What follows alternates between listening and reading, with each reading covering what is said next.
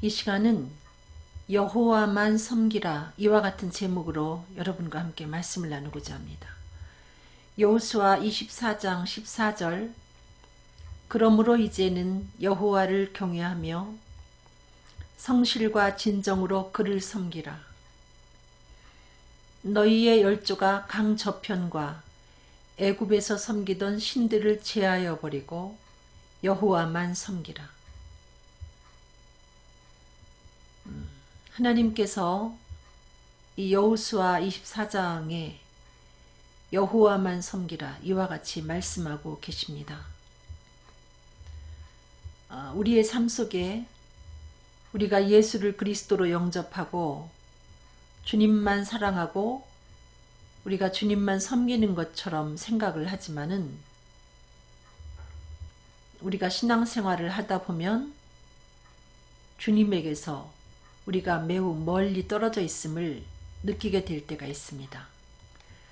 사무엘상 7장 3절에 사무엘이 이스라엘 온 족속에게 일러 가로되 너희가 전심으로 여호와께 돌아오려거든 이방 신들과 아스다롯을 너희 중에서 제하고 너의 마음을 여호와께로 향하여 그만 섬기라. 너희를 블레셋 사람의 손에서 건져내시리라. 우리가 부지런히 하나님께로 가까이 나아가고 있는 것 같은데 하나님과의 거리를 느낄 때가 있습니다. 하나님을 열심히 부르짖어 찾지만은 이전에 우리가 첫사랑을 갖고 있을 때처럼 하나님이 가까이 느껴지지 아니할 때가 있습니다. 그 이유는 우리의 마음이 하나님께만 향해 있지 않기 때문에 우리 자신 속에 하나님만 섬기는 그 마음이 퇴색되어 있기 때문에 하나님과 우리 사이에 이물질이 끼어 있기 때문에 온전히 하나님만 사랑하지 못하므로 우리가 하나님을 가까이서 느끼지 못하게 되는 것입니다. 주님은 우리를 향하여 아비나 어미를 나보다 더 사랑하는 자는 내게 합당치 아니하고 아들이나 딸을 나보다 더 사랑하는 자도 내게 합당치 아니하다. 이와 같이 말씀하고 계십니다. 그 질투 많은 그 여인네를 향해서 사람들이 그 여자는 남편 옆에 암고양이가 있는 것을 봐주지 않는다. 이와 같이 이야기를 합니다. 암고양이가 고양이 반려동물이 별거 아닌 것 같지만은 별거 아닌 것 같아서 내 옆에 뒀는데 그 반려동물이 내 마음을 빼앗아 가기 때문에 아내에게 향하는 그 마음을 훔쳐간다는 것입니다. 하나님도 그러기 때문에 나 외에는 다른 것들은 제하여 버리고 나만 섬겨라 이와 같이 말씀하고 계십니다. 하나님 옆에 우리가 어떤 그 우상의 어떤 그 형태를 만들어서 옆에 놓고 우상이라고 굳이 말하지 아니해도 때에 따라서 우리가 아비나 어미를 사랑하는 것이 하나님께로 향하는 그 마음에서 마음을 빼앗아 버리고 중도에 하나님을 향하는 그 마음을 빼앗아 갈 수가 있고 또 자식을 당연히 사랑해야 됨에도 불구하고 아들과 딸을 사랑하는 그 마음이 하나님께로 향하는 그 사랑을 도중에서 가로채 갈 수가 있다는 것입니다. 요즘에 그 반려동물 때문에 가족 간에 생기는 갈등이 있습니다. 그 아내에게 갈 사랑이 혹은 남편에게 갈 사랑이 혹은 자식들에게 돌아가야 될 사랑이 도중에서 끊기기 때문에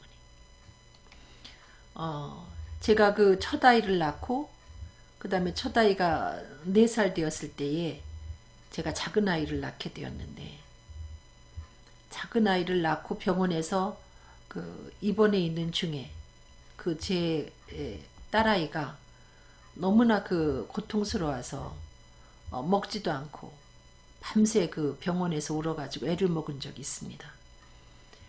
그리고 그 신생아실에 그 동생 그 갓난이를 면회오는 사람들을 향해서 우리 딸아이가 눈을 하얗게 흘기고 먹지도 않고 그러면서 젖을 물릴 때마다 제 딸아이는 아우를 보고 한 3개월 이상을 울어댔습니다. 모유 수유할 때마다 옆에서 울어대는데 제 딸아이가 하는 소리가 그때마다 하는 소리가 정말 죽겠어 정말 하면서 울더라 말입니다. 그러면서 제 딸아이가 그 3개월 지나고 너무나 체중이 줄어가지고 마치 기아에 시달리는 난민들처럼 그렇게 갈비뼈가 보일 만큼 마르고 안쓰러운 모습을 우리가 사진으로 찍어서 지금도 갖고 있는데 너무나 고통스러워하는 것을 봤습니다. 자기에게 왔던 사랑이 그 아기에게 가니까 그것을 못 견뎌 하더란 얘기입니다. 그리고 제가 그 뒤로 저희 둘째 아이가 또 컸을 때 초등학교 3학년 때 제가 친척 중에 그 갓난아기를 한 1년 가까이 저희 집에다가 데려다 놓고 키워준 적이 있습니다. 그때 10살이나 된 제 둘째 아들이 제 사랑이 갓난아기한테 가니까 너무나 고통스러워서 또 그 아이는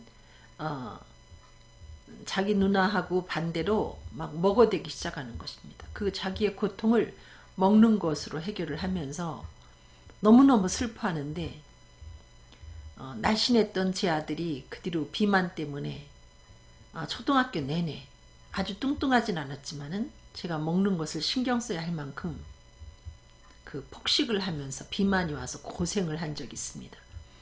이렇게 누군가에게 엄마의 사랑을 빼앗긴다는 것은 고통스러운 것입니다. 여기 보니까 출애굽기에 34장 14절에 너는 다른 신에게 절하지 말라. 여호와는 질투라 이름하는 질투의 하나님이니라. 우리 하나님이 질투의 하나님이다. 스스로를 이와 같이 말씀하십니다. 만약에 어떤 인간을 하나님보다 더 의지하고 사랑할 때 그것을 못 견뎌 하신다는 것입니다. 우리 아이들이 질투라는 감정 때문에 견딜 수 없어 하듯이 하나님도 우리에 대해서 그와 같다는 것입니다. 신명기 6장 15절 너희 중에 계신 너희 하나님 여호와는 질투하시는 하나님이신즉 너희 하나님 여호와께서 내게 진노하사 너를 지면에서 멸절시키실까 두려워하노라. 이 질투라는 감정은 대단합니다. 하나님은 질투하시는 하나님인데 하나님의 하나님의 질투를 살 만큼 인간이 다른 것을 의지하고 사랑할 때 하나님은 그러한 우리에 대해서 지면에서 멸절시키고 싶다는 것입니다. 우리가 가끔 치정관계에 얽혀가지고 살인이 나는 것을 볼 수 있습니다. 저는 충분히 그럴 수 있다고 그렇게 생각합니다. 인간에게 있는 질투의 감정이라는 것이 정말 대단하기 때문에 잠언 27장 4절 부는 잔인하고 노는 창수 같거니와 투기 앞에야 누가 서리요. 여러분 분노라는 감정은 잔인하고 창수와 같은데 이 투기라는 감정은 이 분노의 감정을 뛰어넘는다는 겁니다. 요번에도 어제 치정에 얽힌 살인사건이 발생하지 않았습니까? 말은 금전에 관해서 얽혀있기 때문에 금전적인 문제로 그와 같은 일이 발생했다. 그렇게 이야기하지만 저는 그렇게 보지 않습니다. 금전적인 것 갖고 그렇게 세 사람을 죽이고 본인이 죽지 않습니다. 이것은 분노의 감정, 잔인하고도 창수 같은 분노의 감정보다 더한 이 질투라는 감정을 누군가가 격발시켰기 때문에 자기 목숨까지 걸고 그와 같은 행위를 하게 되는 것입니다.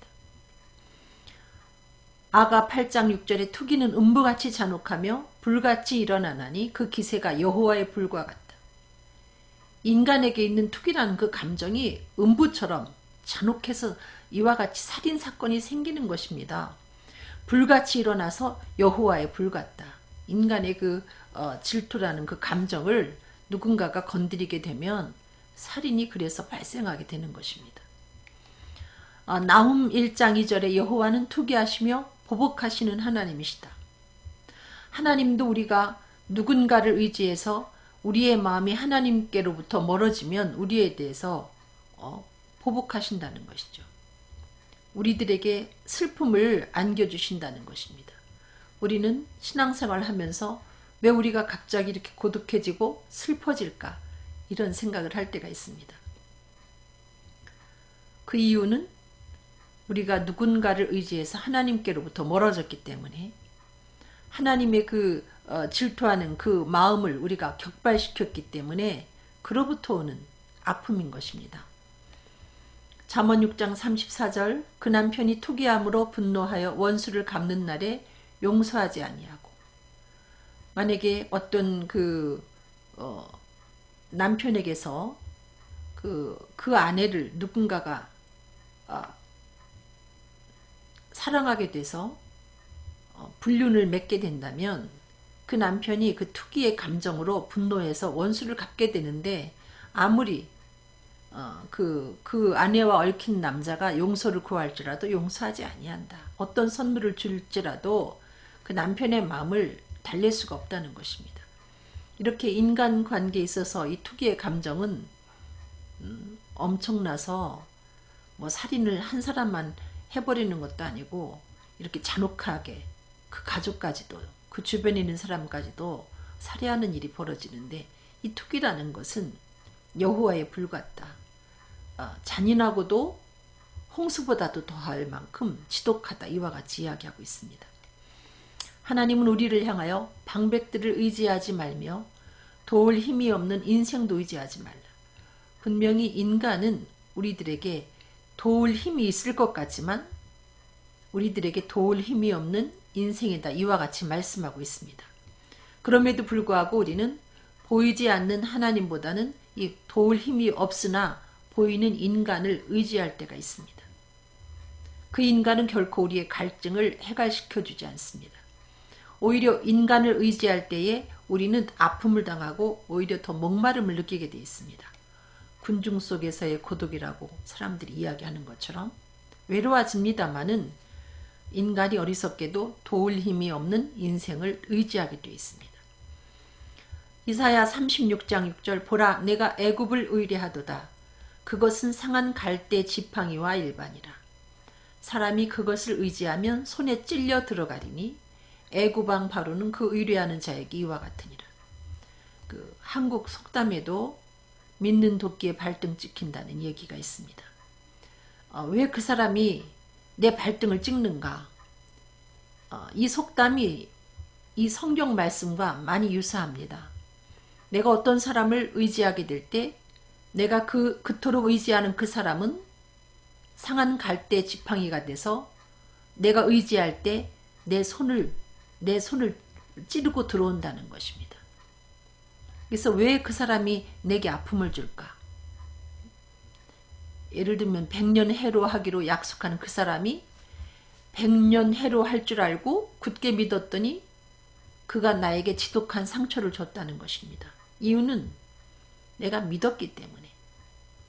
만물보다 심히 거짓되고 부패한 것이 인간의 마음이라고 말했지만 우리는 그 사람은 절대 그럴 리가 없습니다 하고 믿고 의지했기 때문에 내가 믿고 의지한 그 사람이 상한 갈대 지팡이가 돼서 나를 찌르고 들어오기 때문에 내게 말할 수 없는 고통을 주는 것입니다. 내가 의지하는 상대가 누구이든 상관없이 내가 그를 굳게 의지하면 그는 내 손을 찌르는 상한 갈대 지팡이가 된다. 성경은 이와 같이 말씀하고 있습니다. 예레미야 17장 5절로 6절 나 여호와가 이같이 말하노라. 무릇 사람을 믿으며 혈육으로 그 권력을 삼고.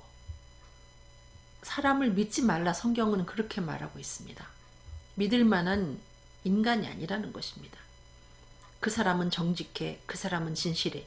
우리가 그렇게 포장해서 믿고 싶어 하지만은 진실하고 정직한 인간은 이 땅에 존재하지 않고 정말 참되시고 정직하신 분은 오직 주님밖에 안 계시다는 것입니다. 사람을 우리가 믿고 그 사람을 의지하게 될 때 우리의 마음이 여호와에게서부터 떠나버린다는 겁니다. 중요한 것은 사람을 의지하지 말라고 하신 이유는 우리가 그 애완동물을 키우면서 그 애완동물에게 정을 빼앗기고 가족에게 줘야 될 정을 제대로 공급하지 못하는 것처럼 별 볼 일 없는 인생이지만은 우리가 그 인생을 의지하게 될 때 우리의 마음이 하나님께로부터 멀어진다는 것입니다. 그래서 하나님은 심지어 그 사람은 저주를 받을 것이다. 사람을 의지하면서 하나님께로부터 마음이 떠난 그 사람은 저주를 받을 것이다. 그래서 그는 사막의 떨기나무 같아서 좋은 일에 오는 것을 보지 못하고 광야 간조한 곳 건건한 땅 사람이 거하지 않는 땅에 거하리라. 오히려 사람을 의지해서 그 행복을 느끼려고 했는데 갈증을 해결하려고 했는데 오히려 그 인간을 의지함으로 어느새 내가 건건하고 사람들이 거하지 않는 광야에 거하는 가시떨기나무 같은 존재가 돼버리고 말았다는 것입니다. 고독하기 이를 데 없고 너무나 슬프고 이렇게 된다는 것입니다. 사람을 의지할 때. 사무엘상 12장 17절 오늘은 밀 베는 때가 아니냐 내가 여호와께 아뢰리니 여호와께서 우레와 비를 보내사 너희가 왕을 구한 일 곧 여호와의 목전에 범한 죄악이 큼을 너희로 밝히 알게 하시리라. 제가 어제는 하나님께 어떤 기도를 올리면서 하나님 무엇 때문에 내게 아픔을 주십니까? 하나님께 제가 잘못한 것이 무엇이길래 주님 제게 이렇게 고통을 주십니까? 하고 주님께 눈물로 기도를 하고 제가 성경을 순서대로 묵상을 하게 되었습니다. 그 성경을 읽는 중에 하나님이 저에게 깨닫게 해주셨습니다. 여기 있는 말씀처럼 이스라엘 백성에게 하나님이 우레와 비를 내리셨는데 하나님이 그들에 대해서 뭐라고 말씀하시는가 하면 왕을 구한 일 너희들이 내가 분명히 너희의 왕임에도 불구하고 우리들에게 왕을 주소서 하면서 왕을 구했는데 이것이 바로 여호와의 목전에 큰 죄악이다 이렇게 말씀하고 있습니다. 제가 깨달은 것이 제가 주님을 따르기로 작정하고 주님의 제자로서의 삶을 살면서 복음을 전하는 환경 속에서 어려움이 올 때 여러 가지 난관에 부딪힐 때 저는 주님을 위해서 온전히 헌신하기로 약속했음에도 불구하고 제가 주님만 오로지 의지하지 못하고 그 시련을 했어야 됨에도 불구하고 제가 연약해져서 하나님 저에게 구렛네 시몬을 주시옵소서 제가 그런 기도를 주님께 드렸거든요.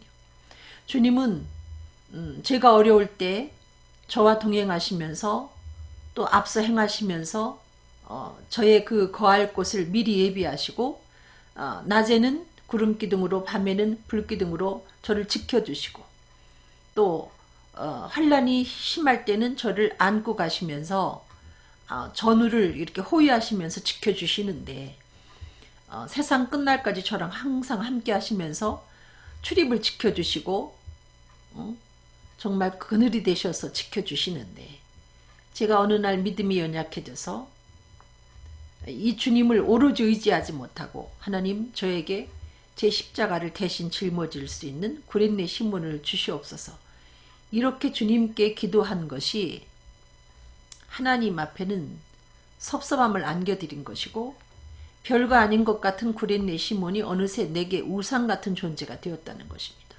어느 때부터 저는 하나님과 상당한 거리가 생기게 되었고 그때 주님이 저에 대해서 얼마나 슬퍼하셨을까. 제 딸아이가 아우를 보고 고통스럽듯이 또 저희 아들이 그 친척 아기를 들여다 놓고 제가 키울 때 고통을 느끼듯이 우리 주님도 질투의 하나님이신데 굳건하게 약속하고 그 언약을 지키지 못하고 제가 파기하고 하나님을 배신한 것처럼 하나님과 멀어졌을 때에 저를 향한 하나님의 분노가 얼마나 대단하셨을까.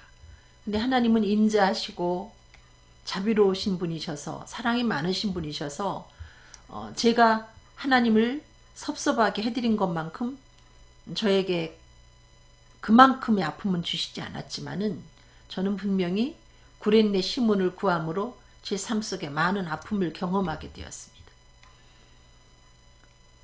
왕을 여러분 하나님 앞에 구한 것이 왜 죄악인가?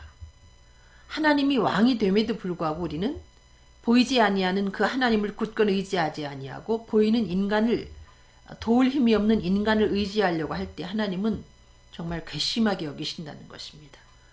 그러면서 인간은 도울 힘이 없는 그 인간을 의지하면서 하나님과 멀어질 때에 하나님은 아주 섭섭하게 되는 것입니다. 누가복음 4장 8절 예수께서 대답하여 가라사대 기록하기를 주 너희 하나님께 경배하고 다만 그를 섬기라. 이 얘기는 오직 주님만 섬기라는 것입니다. 오직 하나님만 섬기라. 옆에 고양이도 놓지 말고 강아지도 놓지 말고 어느 그 TV 프로그램에 삼시세끼라는 그 프로그램에 보면 조그만 고양이가 나오고 조그만 강아지가 나오지 않습니까? 순간 그 애완동물들이 출연을 하게 되면 우리의 시선이 거기에 꽂히게 되어 있습니다. 어떻게 보면은 그 잠깐 등장하는 애완동물들이 거기 등장하는 연예인들보다 더 시청자의 시선을 사로잡습니다. 저는 본래 그 강아지나 고양이를 좋아하는 사람이 아님에도 불구하고 그 자그만 그 애완동물을 보면서 정말 그 미소가 저절로 생겨나는 것을 볼 수 있는데 도울 힘이 없는 인생이지만 우리가 어떤 인간을 의지하게 될 때 그 대단하신 하나님을 우리가 멀리하게 된다는 것입니다. 그래서 하나님은 그 모든 요소를 우리 곁에 두지 말라 이렇게 말씀하시는 것입니다. 출애굽기 20장 3절에도 나 외에는 다른 신들을 내게 있게 하지 말라. 저는 그렇게 집안에 예쁜 애완동물을 키우는 것에 대해서 크게 찬성하지 않습니다. 그 애완동물이 있음으로 인해서 결혼이 늦어질 수도 있고 또 애완동물 때문에 가족 간에 상호작용이 있을 수도 있지만 그것 때문에 또 서로가 주고받아야 될 정을 그 애완동물에게 뺏겨서 그로 인한 그 아픔들도 많이 호소해 오지 않습니까? 그 애완동물을 키우되 저는 집 밖에 키워야 된다 이렇게 생각하는 사람입니다. 침대에 같이 키우지 말고 그 애완동물이 사람의 마음을 훔쳐가거든요. 그러면 정말 그 부부간에 오고 갈 정까지도 걔가 가져갈 수 있거든요. 마태복음 6장 24절 한 사람이 두 주인을 섬기지 못할 것이니 혹 이를 미워하며 저를 사랑하거나 혹 이를 중히 여기며 저를 경히 여김이라. 너희가 하나님과 재물을 겸하여 섬기지 못하느니라. 저는 그 제 작은 애를 그렇게 제가 쉽게 배신할지 몰랐습니다. 제가 원래 그 늦게서 결혼도 하고 두 아이를 늦게서 낳다 보니 정말 애지중지 너무나 예뻐하며 키웠는데 정말 우리 아이들만 보면 제가 입이 그냥 그 귀에 걸칠 만큼 그렇게 아이들을 이뻐하며 키웠지만은 제가 그 친척 갓난아기를 또 아기를 또 원래 좋아하고 갓난아기를 그 1년 가까이 키우면서 제 마음은 작은 애에게서 완전히 떠나버렸던 것을 제가 경험했거든요. 제가 그렇게 무서운 엄마인지 몰랐습니다. 분명히 내가 낳은 아이들인데도 정말 그러니 애완견을 키울 때 애완동물을 키울 때 저는 그 마음을 조금 헤아릴 수 있을 것 같습니다. 이 친척 아기를 내가 키우면서 우리 작은 아이에게 있던 제 정이 완전히 이쪽으로 옮겨온 것을 제가 느꼈는데 너무나 고통스러워하던 제 아이를 지금도 기억합니다. 지금도 우리 아이는 TV에 그 아기만 나오면 그 알러지 반응을 일으킬 만큼 너무나 고통스러워 아직도 고통스러워할 만큼 그때 그 상처가 컸는데 이렇게 된다는 것입니다. 우리는 두 주인을 섬길 수가 없습니다. 인간에게 이 정은 두 개가 아닙니다. 한쪽으로 정이 가면 그 정은 한쪽에서 떠나게 돼 있다는 거죠. 그래서 사실은 남편들이 고독할 때가 언제인가. 여자가 결혼을 해가지고 아기를 낳으면 제가 아기를 키워보니까 아기를 낳고 양육하다 보면 남편에게 갈 정이 그냥 아이들한테 와서 꽂혀버리게 돼 있습니다. 제가 결혼을 2번을 만약에 해봤다면 좀 제가 이런 실수를 안 할 텐데 저도 결혼을 1번 해봤기 때문에 이게 정말 얼마나 어리석은지, 이게 세월이 지나고 나고 생각하니 이럴 때 그 남편 입장에서 얼마나 고독했을까. 여자들은 아무것도 안 보이고 그 자식밖에 안 보이거든요. 완전히 거기에 그 휠이 꽂혀가지고 헤어나지를 못합니다. 만약에 우리가 3번, 4번, 5번 이렇게 아기를 낳아 본다면 좀 어떤 다른 깨달음이 있어서 조심할런지 모르지만은 저는 2아이를 키우면서 완전히 거기에 빠져 있어가지고 정말 남편한테 좀 소홀했던, 남편을 외롭게 했던 부분이 있지 않는가, 이런 생각을 제가 해보는데, 재물과 하나님, 여러분 견줄 상대가 안 된다고 생각할지 모르지만은 별거 아닌 것 같은 재물이 하나님의 자리를 밀어내게 우리를 그와 같이 유혹한다는 것입니다. 그래서 하나님은 돈을 사랑함이 일만하게 뿌리다, 이와 같이 말씀하고 있는 것입니다. 재물도 마찬가지고 우리의 어떤 취미생활도 어떤 곳에 한번 빠지면 하나님과 멀어지게 돼 있습니다. 제가 그 섬에서 목회를 할 때, 단독 목회를 할 때 그 낚시를 배워가지고 이 낚시를 한번 해보니까 정말 이거는 완전히 제가 마약을 안 해봤지만은 마약이 그렇게 매혹적일까 할 만큼 제가 그 낚시에 빠진 적이 있습니다. 그래서 비 올 때도 낚시터에 가서 낚시하고, 그리고 눈만 감으면 고기가 왔다 갔다 하고, 그러니 제가 어떻게 제대로 말씀을 전할 수가 있겠습니까? 그러다가 제가 한번 비가 부슬부슬 오는 날 혼자 낚시하러 갔다가 그 방파제에서 잘못하면 거꾸로 박혀서 죽을 뻔한 경험을 했습니다. 얼굴도 다 상처가 생기고 손도 다 찢어지고, 그 뒤로 제가 그 낚시를 끊게 되었습니다. 아마 그렇지 않으면 지금까지도 제가 낚시광처럼 낚시하러 다니지 않겠나, 이렇게 생각할 만큼 취미생활도 우리를 하나님에게로부터 멀어지게 만드는 요소가 될 수 있기 때문에 우리는 정신을 차리고 주님만 사랑하도록 애를 써야 된다는 거죠. 히브리서 12장 2절, 믿음의 주여 또 온전케 하시는 이인 예수를 바라보자. 저는 그 앞에 있는 즐거움을 위하여 십자가를 참으사 부끄러움을 개의치 아니하시더니 하나님 보좌 우편에 앉으셨느니라. 우리를 구원하신 예수 그리스도만 바라봐야 됩니다. 그분은 우리를 위해서 생명을 주시되, 예수님이 우리를 그 율법의 저주에서 속량하시려고 당하신 그 고초는 상상할 수가 없습니다. 이 세상에 그 누구도 주님만큼 우리를 사랑한 분은 계시지 않습니다. 그분은 우리를 위해서 생명을 주신 분이십니다. 그래서 우리가 그분만 바라봐야 되는데, 그분만 바라본다는 것이 그렇게 쉽지 않다는 거죠. 우리를 유혹하는 여러 가지, 우리의 어떤 그 쾌락의 부분을 자극하는 요소들이 우리 주변에 널려 있는데, 우리는 그 부활의 영광에 참여하기 위해서 그 고난에 참여하면서 그걸 참아내야 된다는 것입니다. 우리가 좋아하는 것 다 즐기고 주님을 좇을 수가 없습니다. 그냥 취미생활로 어떤 것에 우리가 발을 들여놨다가 주님과 멀어질 수도 있습니다. 내가 저 사람하고 좀 가까이 지내야지, 안전거리를 확보하고 지내야지 하다가 보면, 정이 들면 또 우리의 마음이 하나님에게서 멀어지면서 인간에게 향할 수가 있습니다. 그래서 우리는 믿음의 주 온전케 하시는 예수를 바라보는 그 일을 정신을 차리고 근신해서 오로지 주님만 바라보지 못하면 우리가 탈선할 수 있다는 것입니다. 하나님께로부터 멀어질 수 있다는 것입니다. 예수님은 마태복음 16장 24절에 나를 따라오려거든 자기를 부인하고 자기 십자가를 지고 나를 좇을 것이니라. 여러분, 주님을 따르는 그 길은 내가 죽었어 하면서 따르지 아니하면 갈 수 없는 길입니다. 우리가 즐기면서 주님을 따를 수가 없습니다. 마치 죽은 사람처럼 자기 자신을 위한 그 모든 것들을 내려놔야 된다는 것입니다. 그뿐 아니라 또 주님이 우리들에게 주시는 십자가를 짊어져야 되는 것입니다. 십자가는 결코 쉬운 것이 아닙니다. 가벼운 것이 아닙니다. 십자가는 우리들에게 고통을 안겨주고 피와 땀과 눈물을 안겨줍니다. 우리는 그것을 감수하면서 주님을 쫓아갈 때에 오로지 우리가 주님을 쫓아갈 수 있고 주님의 제자로서의 삶을 살아낼 수 있고 여호와만 경외한다 이렇게 자부할 수 있고 믿음의 주 온전케 하시는 예수님만 내가 바라보고 산다 이렇게 말할 수가 있습니다. 우리로 하여금 장애물로서 작용할 수 있는 어떤 것도 우리 곁에 두어서는 우리가 주님만 사랑하며 주님을 좇을 수가 없습니다.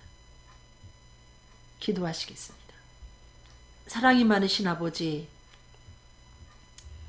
우리가 주님께 간절히 부르짖으면서도 주님과 나 사이가 많이 멀어졌구나, 오랫동안 멀어져 있었구나 이것을 느낍니다. 우리는 별거 아니겠지 생각하면서 그 애완동물을 집에 들여놨다가 그것 때문에 가족 간의 그 사랑의 관계가 깨어져서 서로가 그것 때문에 힘들어하는 것을 우리가 보고 느낍니다. 어떻게 감히 도울 힘이 없는 인간이 하나님과 경쟁 상대가 될 수 있겠습니까? 그러나 우리는 하나님이 전능하신 하나님인 것을 알면서도 눈에 보이지 아니하는 그 하나님보다는 도울 힘이 없는 인생을 의지하려고 할 때가 많이 있습니다.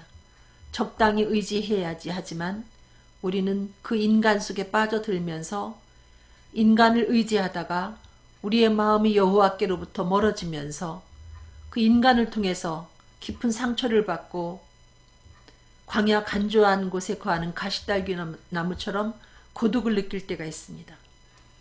무엇보다도 그럴 때 주님이, 우리를 사랑하시는 주님이, 우리에게 생명 주신 주님이 고독하고 아픈 것을 알결학하여 주시어서 이 땅에 사는 동안 좀 즐거움이 없을지라도, 우리가 피땀과 눈물을 흘릴지라도 우리 자신을 부인하고 우리에게 주어진 십자가를 지고 주님만 바라보고 주님을 좇을 수 있도록 인도하여 주시옵소서. 감사하며 예수 그리스도 이름으로 간절히 기도드렸습니다. 아멘. 감사합니다. 여러분. 사랑합니다.